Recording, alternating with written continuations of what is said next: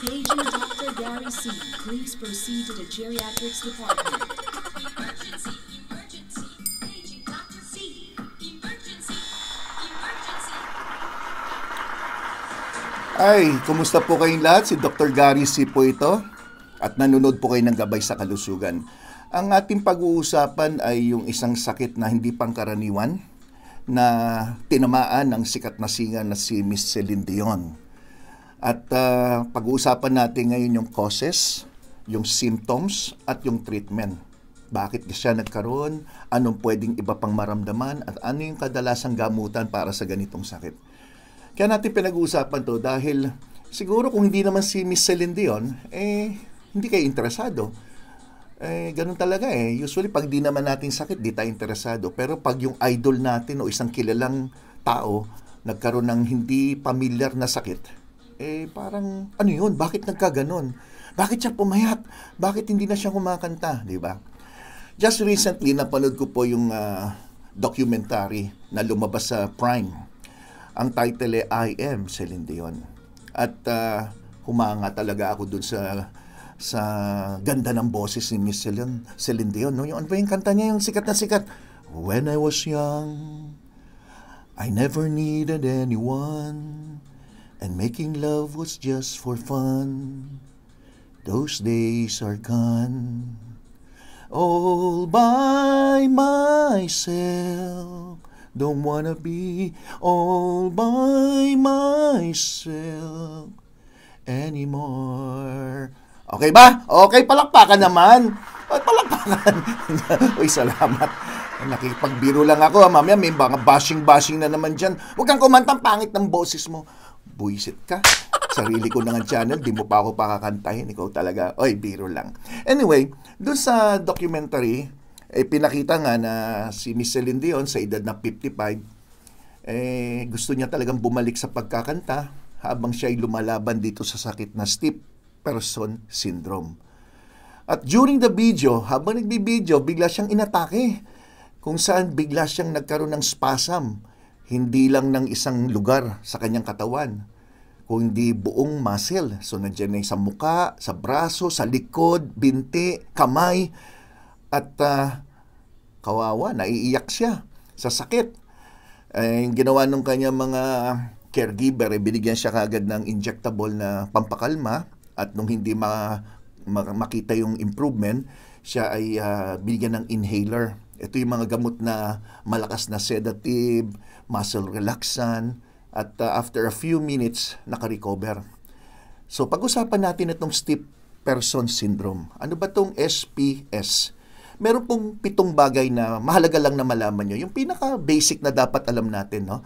Number 1, 1 in a million ang inaatake ng ganitong problema. Karamihan ng doktor hindi alam itong sakit na to. Unless mataas ang kanyang pagdududa, maaari mag-request ng mga laboratory test to confirm kung ito nga ang sakit ng isang tao. Number 2, it's an autoimmune neurological disorder.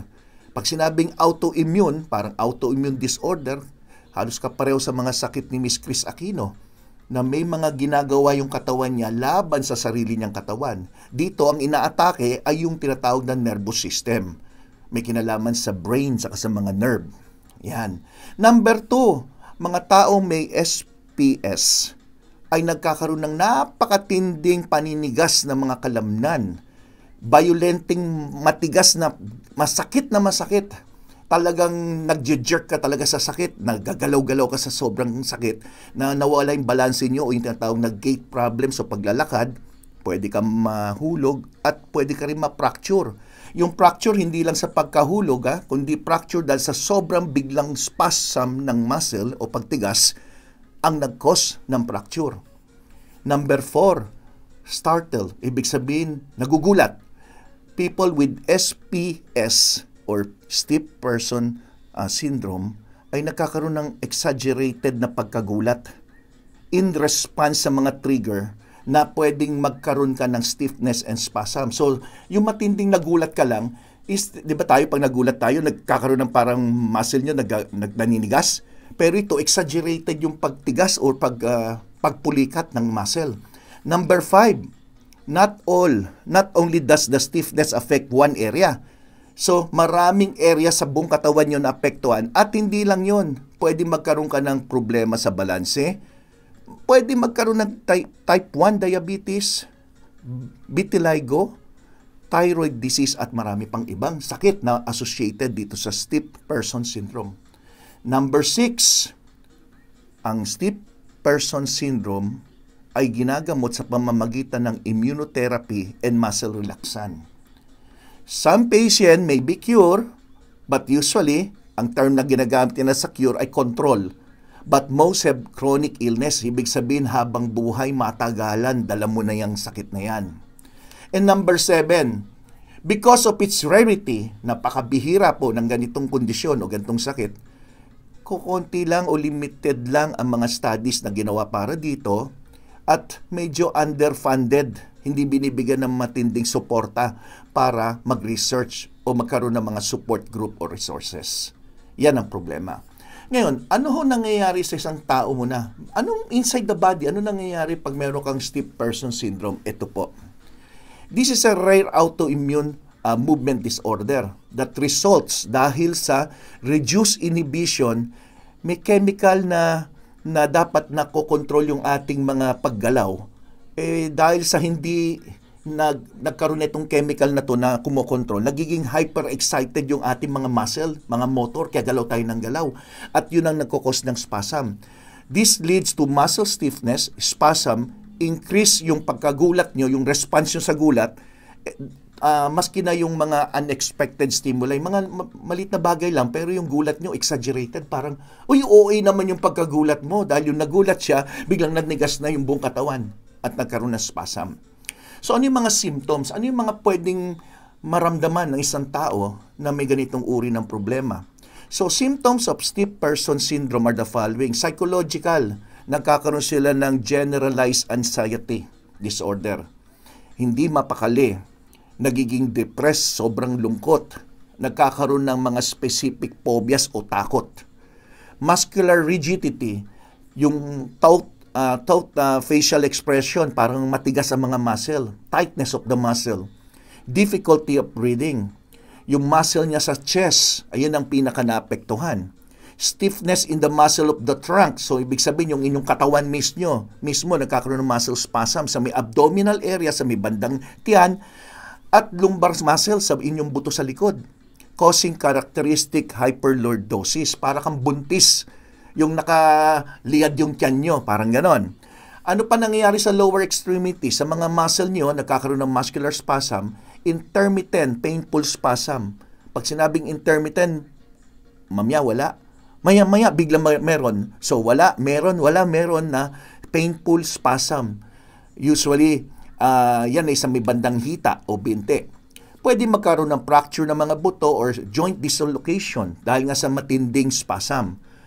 Pwedeng may kasamang panghihina ng mga muscle ng mga braso, mga legs, o yung tatawag natin upper and lower extremities. May kasamang panghihina.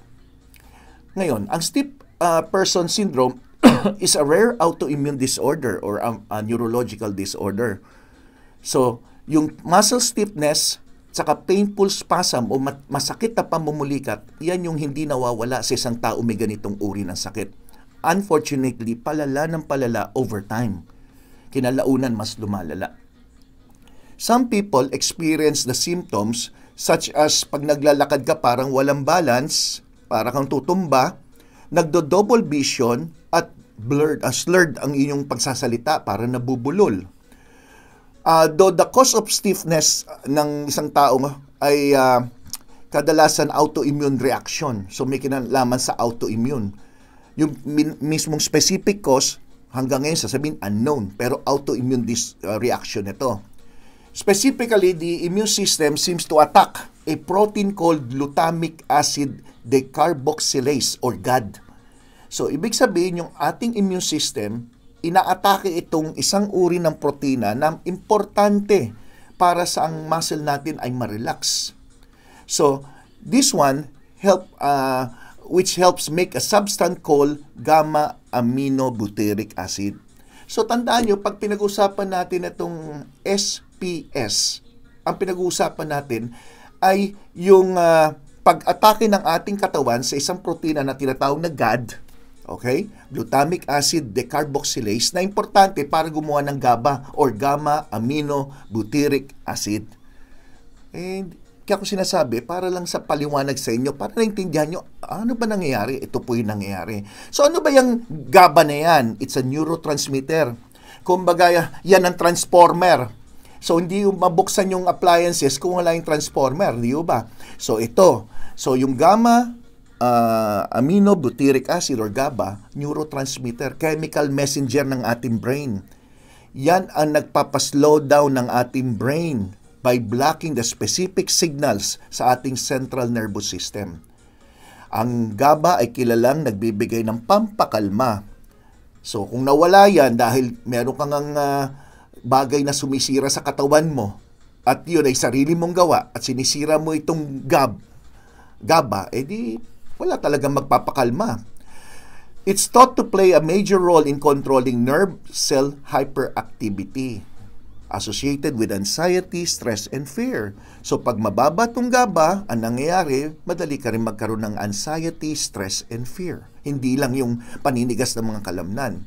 By slowing our certain brain's function by GABA, ang nangyayari, nare-reduce ang stress, nare-relieve ang anxiety, at na-improve din ang inyong pagtulog.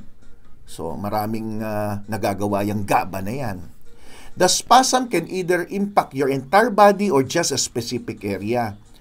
According to Miss Celine Dion, ang una raw niya napansin, about 17 years ago, yung boses daw niya, parang minsan hindi niya naabot yung pitch na dati niya naabot. So, 17 years ago, nag-umpisa na parang hindi raw niya naabot. Kung, for example, ando siya sa third high note, hanggang second lang pero nahirapan na siya.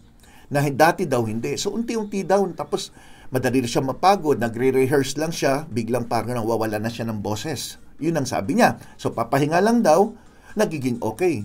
So, minsan, di na raw siya masyado nagre-rehearse, diretso na raw doon sa kanyang performance. At ang napansin niya, humihina ay yung muscle niya sa throat. Hindi yung sa mga legs, sa katawan, no? Sa throat. So, ito yung sinasabi, no? Ang pwedeng maging problema rin natin ay ang legs. Most commonly, pag nagkaroon ng spasm sa legs, pwedeng humantong sa pagkahulog. Or walang lakas, natural, pwede kang mahulog or mag-fall. Hindi fall in love, The spasm can either impact the entire body or just a specific area. As I've said, no? Importante yan na malaman nyo. So, who is more likely to get stiff person syndrome? Sino ang mga posibleng magkaroon ng ganito? Alam nyo po na similar to other autoimmune disorder, mas common ang mga autoimmune disorder sa mga babae kaysa sa lalaki. 2:1. So, 2 babae, posibleng magkaroon sa 1 milyon compare mo sa isang lalaki. Most people with stiff person syndrome have unique antibodies in their blood that are made by the body. So, yung sumisira sa mismong katawan nyo, kayo mismo. Okay. If stiff syndrome curable, is it curable? Tulad na sinabi ko, unfortunately, hindi. There's no cure for stiff person syndrome. But treatment can help manage the symptoms and slow the progression of the condition. Ito lang ang goal natin, ha? Iyan lang ang goal natin. So, what kind of doctor ang dapat yung puntahan? So, halimbawa, meron kayong ganitong problema. Napansin nyo, hindi pa na-diagnose ng doktor, pero, Dok, napansin ko pag pinulikat ako, tindi, lahat, buong katawan. Ang puntahan yung doktor, mas maganda, mga team of specialists. Experienced treatment team ang kailangan nyo to manage your SPS. Ano bang team yan? Team of doctor na specializing in neurology, immunology, ophthalmology, neuromuscular disease, basically neurologists, mga immunospecialists, ophthalmologists, mga special sa mga nerve and muscle, pati mga physical therapists, importante rin yan, makakatulong na malaki yan para mabigyan kayo ng comprehensive care para sa inyong kondisyon. How to test for stiff person syndrome? Paano natin malalaman? A definite diagnosis can be made by a blood test. Yung blood test na yan ay mini-measure yung tinatawag na GAD, glutamic acid decarboxylase. Itong GAD ay pag mababa, kadalasan mababa din yung GABA. yung GABA, yun ang importante para mas kalmado tayo o mas relax. When a doctor treat a patient with this condition, ang focus talaga niyan is to relieve, mawala yung tindi ng sakit o spasm. Kaya ang binibigay diyan kadalasan sedatives, muscle relaxants, or even steroids. Intravenous immunoglobulin and plasmapheresis, parang linilinis yung dugo, among other immunotherapies may also be prescribed. So, napakahirap po ng kondisyon niya. And I encourage you to watch it para maintindihan nyo maigi kung ano yung pag-atake sa kanya, ano nangyayari. Dahil mapapanood nyo po yan. Okay? Sana nakapag-share ako sa inyo ng kaalaman. At please don't forget, mag-iHeart GSK kung nagustuhan nyo yung aking paliwanag. At mag-subscribe dito sa Gabay sa Kalusugan, Dr. Gary C. And invite your friends and relatives to please join us here para sama-sama tayo matuto pagdating sa mga kaalamang pangkalusugan. Ako po si Dr. Gary C. Maraming salamat po sa inyong lahat. Hanggang sa muli, dito lang sa Gabay sa Kalusugan. Bye-bye!